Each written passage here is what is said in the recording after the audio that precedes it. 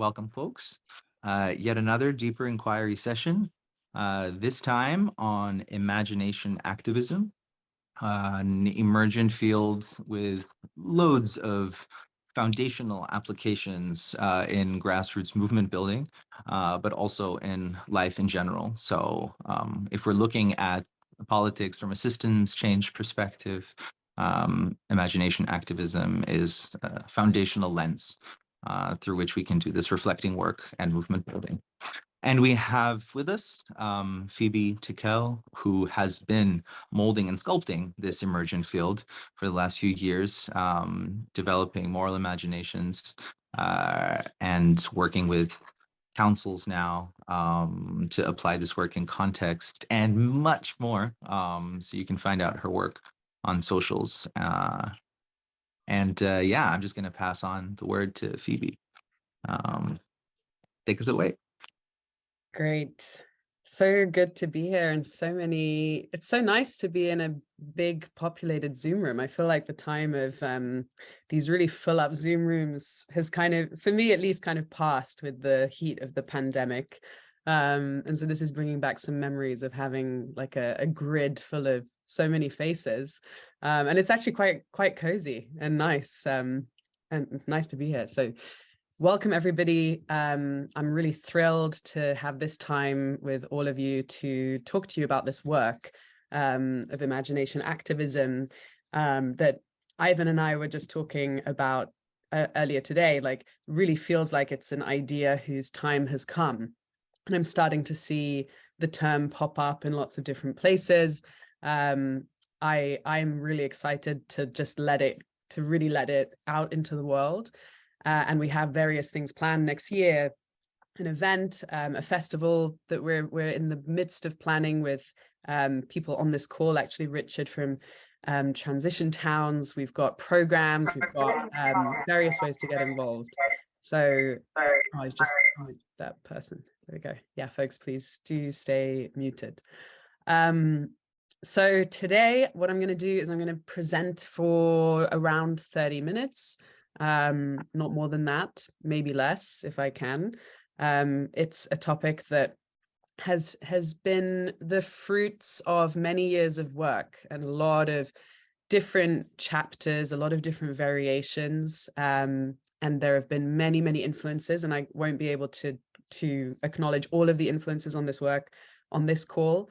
But I'm also committed to doing a lot of publishing this year. So a lot of writing and publishing and documentation. So yeah, there will be lots of ways to find out more about the background to this work. And this call is just to give you a bit of an overview of what is imagination activism, a little bit of the roots of where has this idea come from, where has it been fermenting, what is the soil within which it's been growing.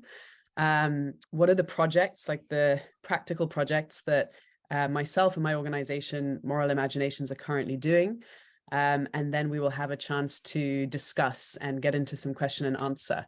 And I think that's the format for today, right, Ivan? Great. Okay, so then I'm going to share some slides. 1 second. Here we go. And yeah, I think also if you have questions while I'm speaking, if you want to put them into the chat, I think Teresa and Ivan will be watching the chat and collecting questions. And if any of them are like pertinent to the thing I'm saying, you guys can give me a signal and we can always pause if that makes sense, if there's anything that would help enrich what I'm actually saying. Great, so let me do this, share the slides. Okay, so welcome everyone. I've already been introduced, but I will just shortly introduce myself again. So my name is Phoebe Tickell, and I describe myself at the moment as an imagination activist. And imagination activism, very briefly, is I and we at my organization are defining this as a new kind of activism that is based upon visioning and using the imagination to imagine how things could be differently. Rather than fighting the old, it's about creating the new. So we really acknowledge the power of traditional activism. I know most people on this call likely will identify as an activist themselves, as I do too. For many different reasons, the traditional world of activism didn't quite do it for me. Like, it didn't feel like it encompassed the kind of way I would like to go about making change in the world. I think it's very important that we have activists that are fighting the system as it currently stands, pointing out and highlighting places where things don't work, resisting kind of efforts that get in the way of a life-sustaining society. But we also think that there is a space for a very different kind of activism that complements traditional activism, and that the time for that kind of activism is now. And we can talk more about that later on. So before I actually get into imagination activism, I think it's always good to start. People often ask me to start with, well, what is imagination? So I think it's good to start there. Please do keep yourself muted. So what is imagination? So imagination comes, it's got the word image in the root. It's really associated with visioning, with bringing images into the mind. So if I tell you to imagine an elephant right now, likely you will see in your mind's eye, we have this phrase of a mind's eye. I've got Magritte's false mirror here because I think it's a great kind of image of this mind's eye. You've got your mind's eye creates images in your head, right? Interestingly, about 4% of the population don't have visual imagination. They have something called aphantasia. So it means they can imagine things, but they actually can't see things visually in their head. And they speak about how they compare it to almost like seeing in radio, which I also think is really interesting, that we think of imagination as a very visual thing, but actually there's a really significant proportion of the population who can't do that visual imagining. And visual imagination is a big part of this work. A large chunk of the work that I think all imagination activists can be doing and should be doing is helping image different futures. Another way I like to phrase this is like, if somebody gives you a menu of options, it's like saying, I want something off the menu, and I think this is so important in this time, because we have anybody who's been born in this century, which is all of us. I mean, we've all been born into a time with a menu of options that frankly are inappropriate to live in a good relationship with life. Like the options on the menu are not satisfactory. And so to come up with options that are not on the menu, using imagination and being able to image and visualize and see and help communicate things that are currently not in existence is really important. So that's imagination. But there is actually another term which I think is really interesting as well, and also a huge ingredient for imagination activists, and that is the imaginal. Okay, so we've got the imagination, you've got the imaginal. And a really important thinker who laid out the difference between these two is someone called Henry Corbin, who was a philosopher, I think was born in 1903. And you can think of the imaginal as that thing that when you're a child, or if you have children, and you see a child, pick up a piece of cloth and put it on as like a toga, and grab an item, I don't know, like a stick, and say, I'm a caveman. I'm a caveman right now. Like they don't have their eyes shut. They're not imagining kind of images necessarily. They're actually embodying something that they are, that is not what they are. And so the imaginal is really interesting because it's a way of using perception and insight in the present moment with eyes open, as a way to imagine that we are different and actually embody that thing that is different. And some, child psychologists talk about the imaginal being one of the key ways that children really go through development, because it's a way of kind of growing ourselves, becoming things that are other to what we are right now. And you could think of like method acting is also the imaginal. It's like it might start with the imagination of seeing things differently, but it's also about embodying something. You actually take it on, so you could start to taste what it's like to be that person, or to be that thing, that non-human thing. And so imagination activists make use of both imagination and the imaginal. And I kind of think in this time of resisting, capitalism, modernity, these constructs that we find ourselves in, doing this imaginal work to actually like break out of the constructs that we've been born into, that we've been given, that menu of options, that is the core of imagination activism. It's like changing the physical structures is really important, but actually imagination is the prerequisite to changing physical things, to changing structures.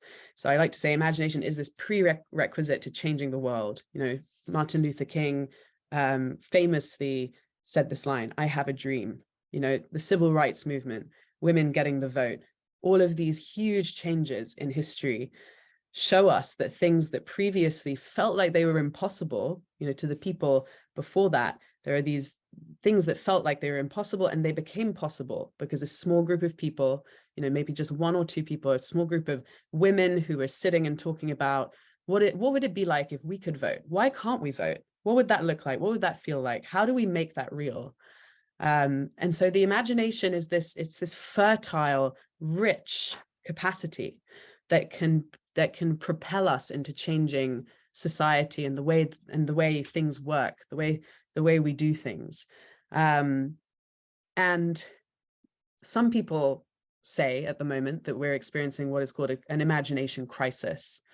You know, that's a very difficult thing to measure. There are various interesting metrics that people cite around these things. Like there are metrics around creativity, which show that the level of creativity, while IQ has been steadily increasing, the level of creativity measured by tests like the Torrance test in the US show that creativity is going down. You know, there are wonderful books. Sir Ken Robinson, the late Ken Robinson, wrote a lot about like the creativity crisis. You know, we've got Rob Hopkins's brilliant book around called From What If to What Next. God, I always mess this up. It's From What Is to What If. There are great books that show us that there is a crisis of imagination going on right now, or claim that there is. And I think regardless of the metrics, regardless of, you know, whether people can say that that is true or not, I think it's very clear that the amount of bombardment that we go through in modern day, within modernity, the bombardment from advertising, the bombardment from social media, the busyness of our lives, like our imagination is a territory, and it is constantly being colonized. You know, even if we're not doing anything, even if we're just sitting at home, you know, if we're watching TV, if we're just doing these kind of passive leisure time activities, the imagination is constantly under threat. And so some of the core of this work is about supporting people with practical tools, practical exercises and practices, and bringing people together to do collective imagination, creating programs, you know, hopefully one day creating schools and centers where people can practice actually building this muscle of imagination. And so I find this a really helpful metaphor. People find this a helpful metaphor for visualizing the imagination as not something that you're either born with or not born with. There is a lot of what I see and hear in the programs and work that we've been doing is people often come with the context of thinking that imagination is something they don't have. So people arrive and they say, "Oh, I can't do this program. I can't take part in this exercise because I'm not a very imaginative person." But actually, imagination is something that everybody is born with, everybody has. It is a muscle that can be flexed, that needs to be flexed. You know, you need to go to the equivalent of the imagination gym and pump imagination iron. You know, it requires flexing it. That's a muscle that can become atrophied if we don't engage that muscle. And this also links a lot to a term that I've been using called imagination justice. So there is, you know, there's the piece around imagination being a muscle. It needs flexing. If you think about, also another great metaphor is like the imagination as an immune system. You know, if the immune system is weak, we can get viruses and you know, viruses from social media platforms like Facebook, and you know that there are attacks on the imagination. It needs working out. It's a muscle. And actually different people and different groups of people in our society have more of a chance to flex and grow this muscle than others. And so this is what we refer to as imagination justice.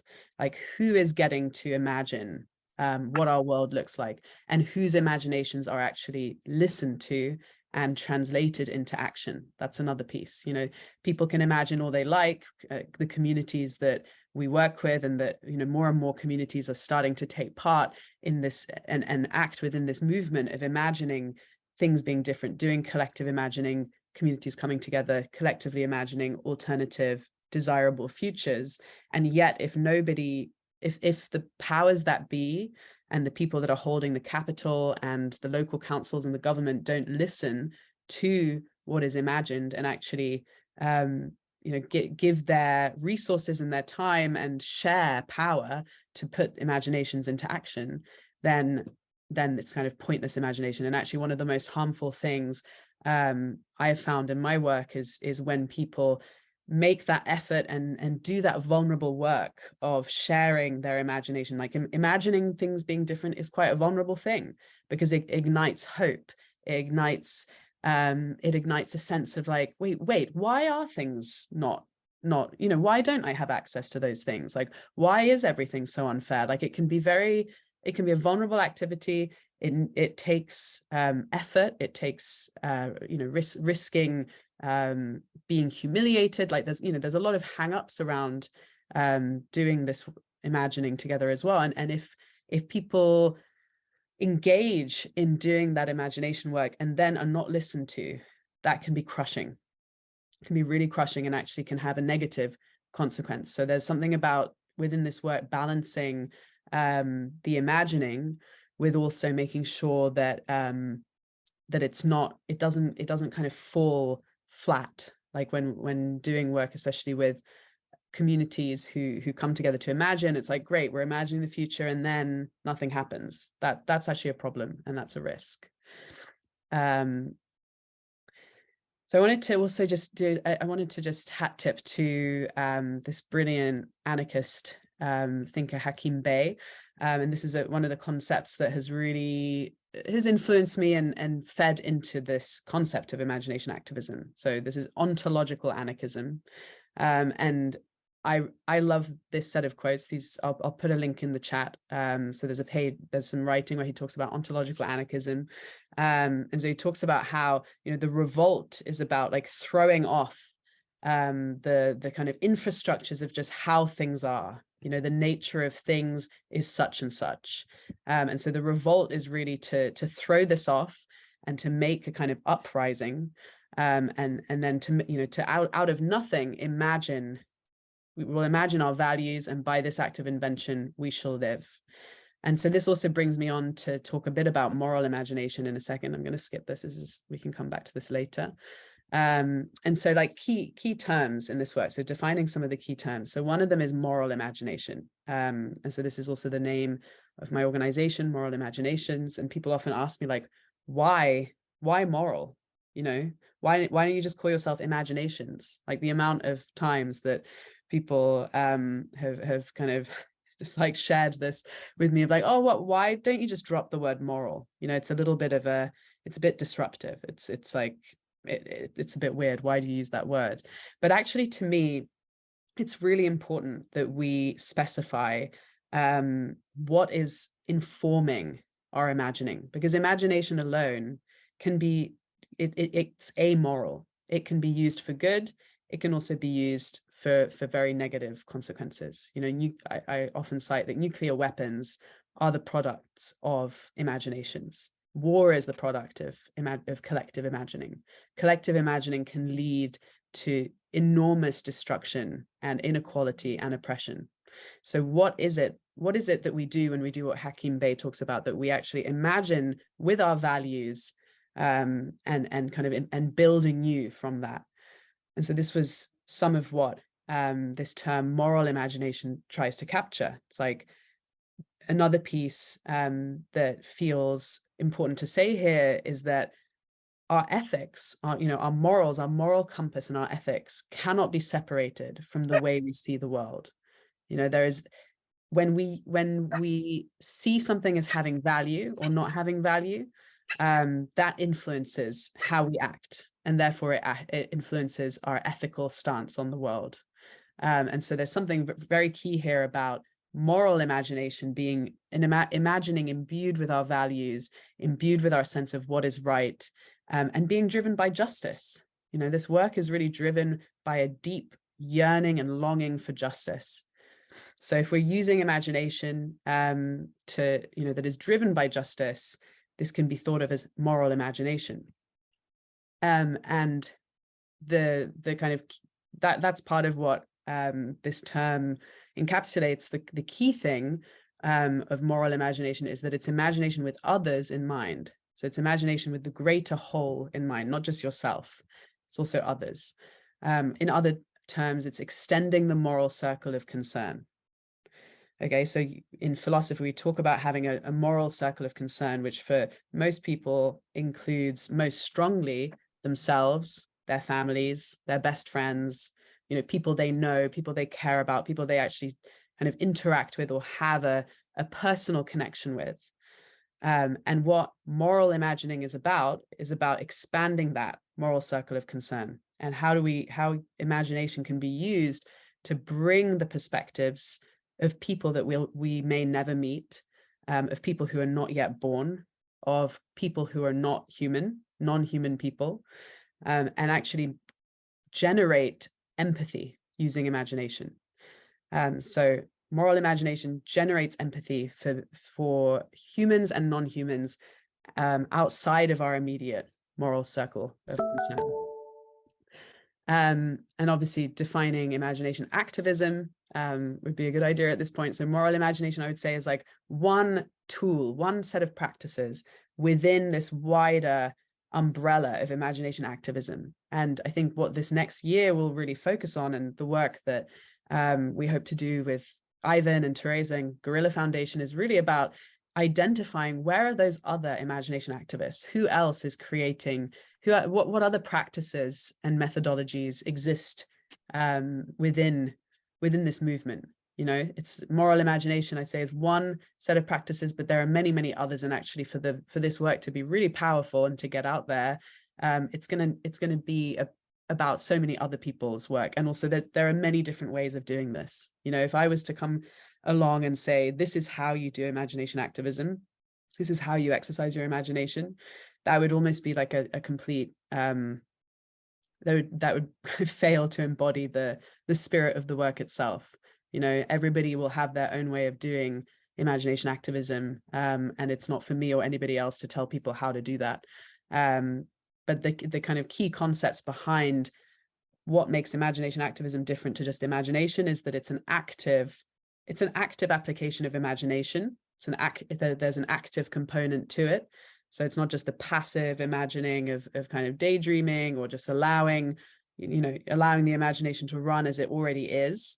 There is an active component to this, to actually try and resist some of the influences that our imaginations have taken on just through being alive in late stage neoliberal capitalism. So there's something about using imagination exercises and practices to rewire the way that we see, the way that we feel, the way that we perceive.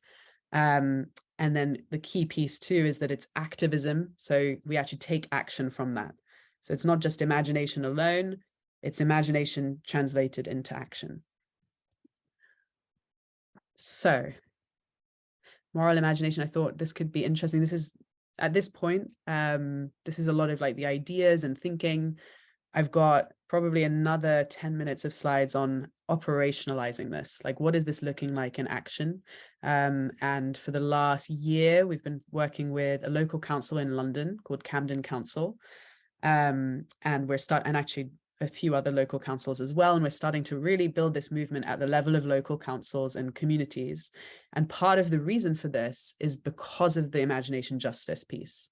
Like, when I started Moral Imaginations and started talking about the power of imagination, the first people and clients and organizations that immediately approached me to do work with them were all private companies, because actually the private sector understands more than anyone the importance of building imagination. Imagination is the, you know, it's like the golden chalice of like innovation. So it's like, oh yes, like here's a way to build imagination capacity. Great. Then we can create like 10 more types of iPhones, or like generate more innovation and products. And like, actually at the heart of this work is that we need to shift who has the imagination capital at the moment. Because if we're going to create different social systems and different worlds, plural worlds, many worlds that within which people, many people can thrive, imagination capital is going to need to move to different kinds of people, not the CEOs of Silicon Valley,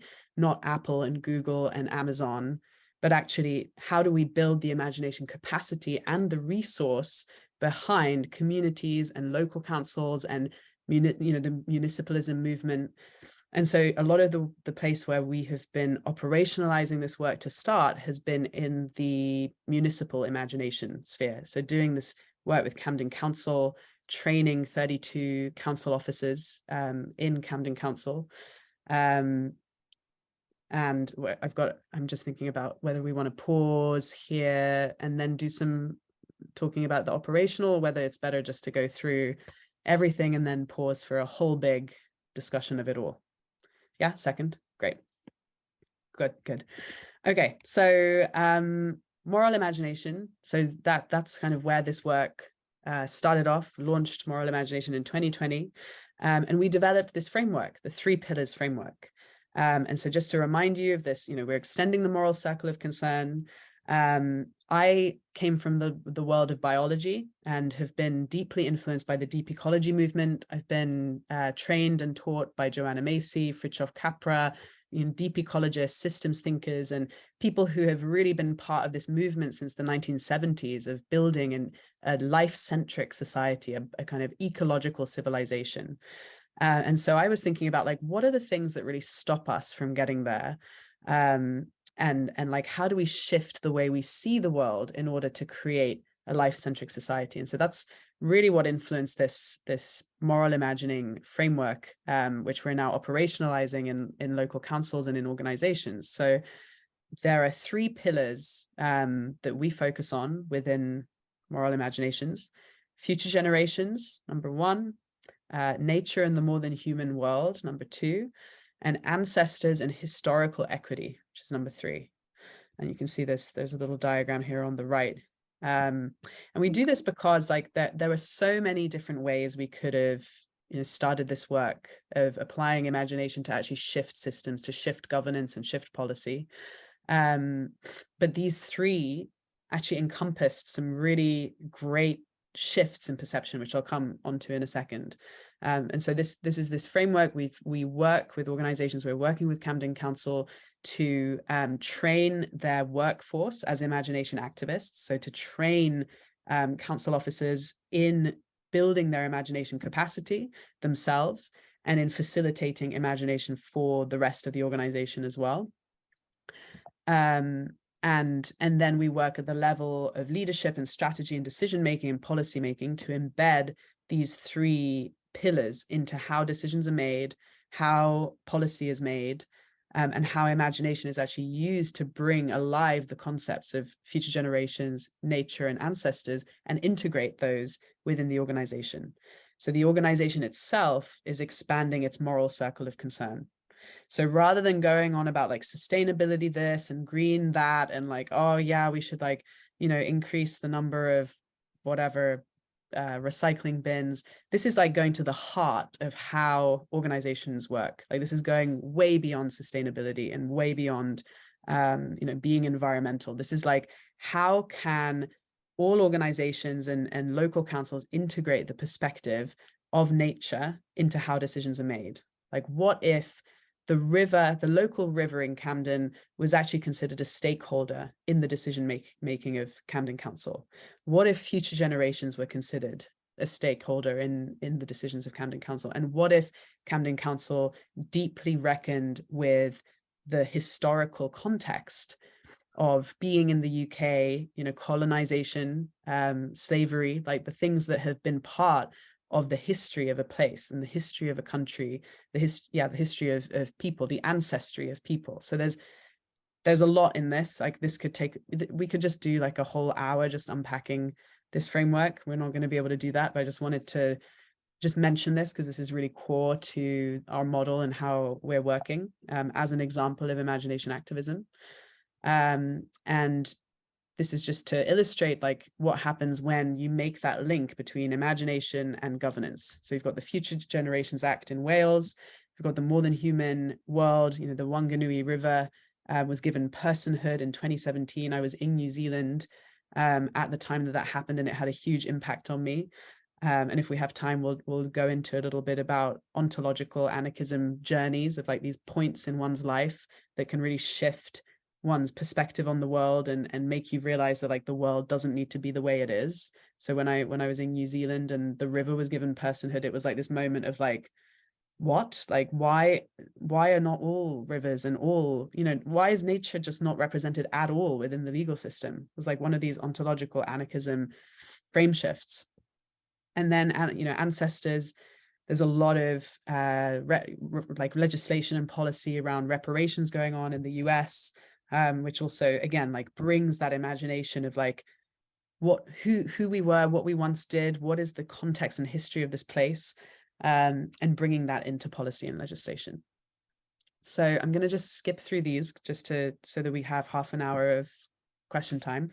But this is like some of the deeper like under the bonnet influences on this work. And these, you'll see that these are reflected within the three pillars of nature, future generations, and ancestors. So again, I don't have a lot of time to talk about where I've come from in the past. This was work that I developed at Schumacher College in 2017 around these like really key shifts that need to happen if we're going to create this ecological civilization that many people have been working towards. So one of them is shifting from, you know, anthropocentrism, humans only, to empathizing, entangling, designing, and deciding with the more than human world.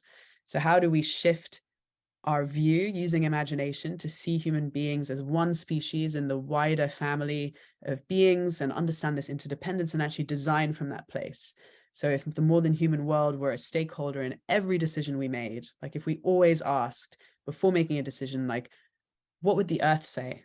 You know, what would this local river say? Should we take this decision? Should we build this new factory? Just having that perspective in the room, I think, could shift so much. The second one is moving from short-termism to designing and like entangling and empathizing, designing and deciding with future generations. This is shifting from the kind of falsely created short-term cycles of like thinking in 4-year cycles, 5-year strategy plans. Like Joanna Macy, who's one of the people who has influenced me most in this work, a brilliant eco-philosopher and systems thinker. She talks about this like never-ending present. Like we're locked, we're prisoners into the present moment, because there's just like constantly we're kind of captured within, whether it's like 9 to 5, Monday to Friday, 4-year strategy. There's just so many loops of just being stuck in this eternal present. And so when we start to empathize with future generations, we get this sense of deep time. And I've just made a little note here that this is different to the long-termism movement, which is a whole movement within the effective altruism sphere, which really focuses on this completely bizarre concept that there's going to be like billions of digital humans in the future, and therefore we should prioritize their interests over the interests of the human beings present today. This is not that, just to make sure that there's no inkling of confusion there. And the last, one of the last shifts is like this one of like cultural amnesia, just like the forever now, the acontextuality, to historical responsibility and repair for the things that have happened in the past that our own ancestors have contributed to, and like fully reckoning with colonial histories and historical inequity, and making the effort to actually bring that into the present and do the work to decolonize and to repair the past.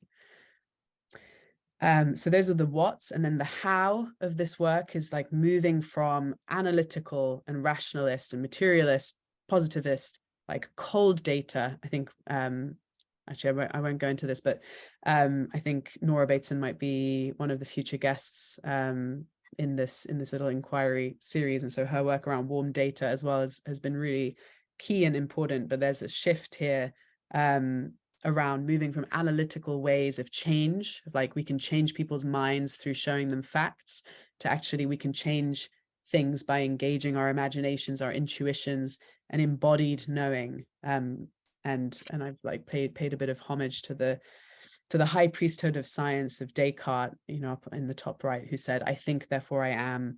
And so, how could we shift? I talk about shifting this to like, I am, therefore I feel. There's a bigger movement going on, which I think imagination activism is one part of shifting the prioritization and kind of supremacist view of like rationality and the analytical sciences being like the way that we make sense of reality, and actually putting science back in its place as one of many ways of knowing. So just very briefly talking about the work with Camden, this has been an amazing project, an amazing partnership. Like it's been incredible, because to have a local council take this kind of risky, like take these steps of quite a lot of risk of engaging in work that is very experimental, very radical. And so we've built a partnership over the last year with Camden Council. So it's a council in central North London. And the aim is to develop imagination activism in Camden, so in the borough and in the organization. And so together we developed this strategy about 6 months ago, or actually no, more like nine months ago. We developed this strategy that there are 300,000 residents in Camden. There's 3,000 people in Camden Council. And so you can see here at the center, what we did was we designed a program using all of these tools and practices that we've been picking up and testing and iterating and learning from. We put together this 8-week program where we trained 32 council officers in the tools and skills of imagination activism. And so then once they were trained up, the idea was they would go out and they would run practices and sessions with at least 10 people each. And through that, they would reach this outer circle of 300 people within the council. And then we engaged in movement building and engagement, different kinds of ways of engaging the 3,000 people within Camden. So like events, tools, practices, guerrilla postering. Like we covered all of the walls of the physical building with imagination activism posters. So we built this movement within the council. And next up, like later this year, we're going to be training their leadership and training the council officers as trainers.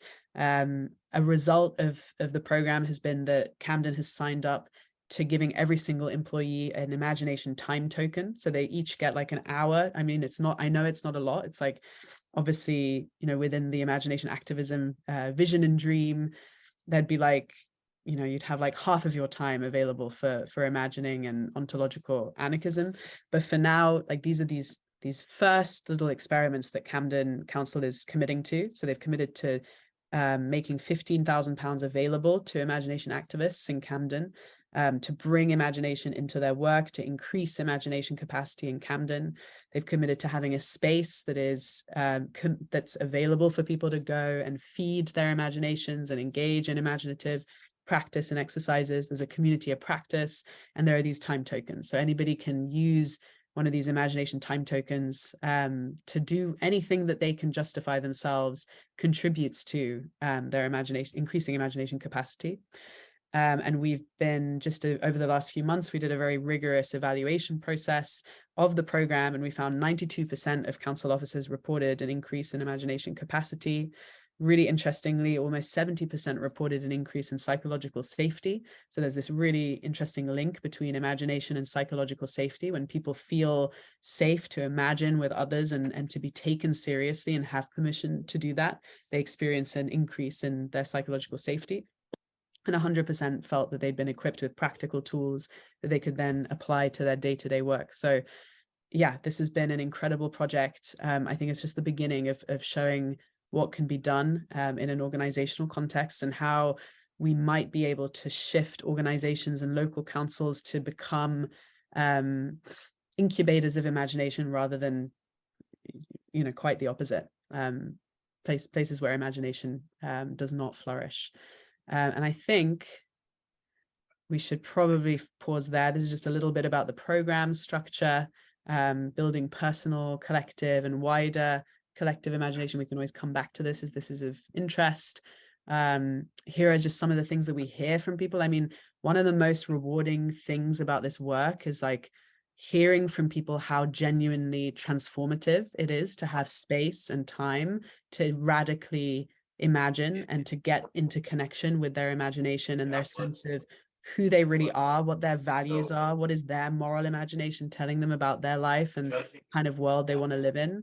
And being able to share that with colleagues, like just the very basic exercise of being able to share amongst colleagues, like, this is the kind of world I really yearn for. This is what drives me. This is what I don't like about this world. Like, that has been huge for people building that sense of psychological safety.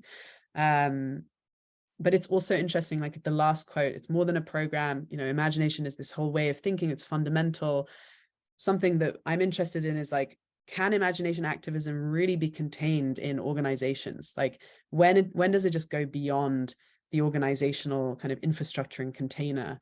And something we hear a lot of as well is that people find that this work shifts their relationship with their families, with their partners. Like, the imagination is personal. Like, it's not like a professional continued professional development course that you can just like take and tap off. Like, it really, it's deep work, and it shifts things at a very deep level.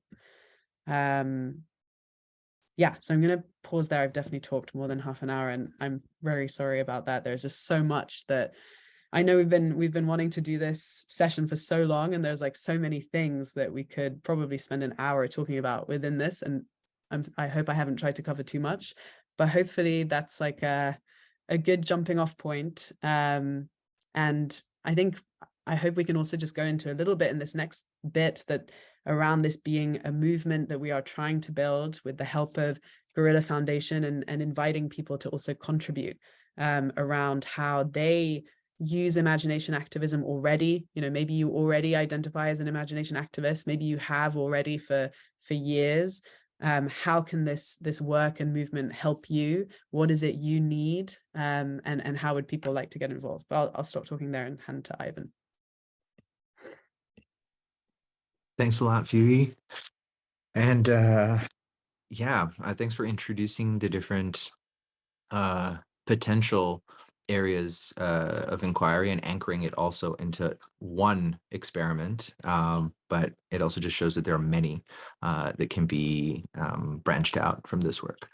One thing I wanted to mention, facilitating various spaces, especially like political spaces, gatherings, meetings, the psychological safety component is huge, but there's also something about getting into the zone. And zones can be facilitated, they can be created. It's not like we can operate with a constant optimal peak sensitivity to our imagination. There's just also like existential things happening, and there isn't this, and safety is another component, but there's also something about enthusiasm, effervescence, collective effervescence, cross-pollination, that facilitating the zone so that you can get into the zone, get into a flow state. And then that also then begs the question, how do we design meetings, processes that are in service of that, like structurally? Totally. And actually, I will return to Hakim Bey again. Just I've put a link in the chat. His work around temporary autonomous zones feels like so, like, you know, reading the things that he's written, I'm like, this is exactly what we're trying to do. And it influenced, you know, festivals like Burning Man. I've just put a link in the chat. So he talks about how a temporary autonomous zone is a liberated area of land, time, or imagination where one can be for something, not just against, and where new ways of being human together can be explored and experimented with. It's located in the cracks and fault lines in the global grid of control and alienation. I mean, exactly what you're saying, Ivan, like creating these temporary, I would say temporary imaginal zones, if we could like do a little shift mutation on that. So a TIZ, you know, a lot of what I hear from people is like, oh, you know, you need to kind of wake up and smell, you know, wake up and hear the music. Like, imagining is not going to get us out of the current system. I would argue it's the only thing that ever has really shifted reality and you know, changed infrastructures and systems. Obviously, I think that's why moving from moral imagining to imagination activism has been important, because I think creating bridges from imagination to action is super important. And that's why within Camden, we've made sure that we're changing like the governance, the organizational policy. So it's not just like, woohoo, we're all imagining, like we all go to Burning Man for a week and then we all go back to our jobs that we hate. And then we meet up again in a year and we do it again and nothing has changed. There is definitely a bridging that needs to happen between imagination and action. Yeah. I'm staying with the topic of imagination justice and the question of who gets to imagine. And I think that the work that we're trying to do centers around this, who gets to do it, who gets to influence and create ripples, Totally. and how to mess with a rigged game that ensures specific victors, and specific roles of consolidated power. Mm. So something to chew on. Right on, But Ivan. the journey just begins here. Stay tuned for part two. Stay tuned if you wanna. If you subscribe to our YouTube channel, you can see the upload of this video and the next deeper inquiries that we'll have until we do some imagination activism later on in the year. Amazing. And for the production of design, we'll reach out. Wonderful. Thank All you. right.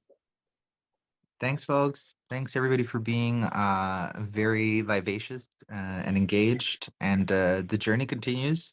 So, yeah, stay tuned. Thank Signing you. off. Thanks, everyone.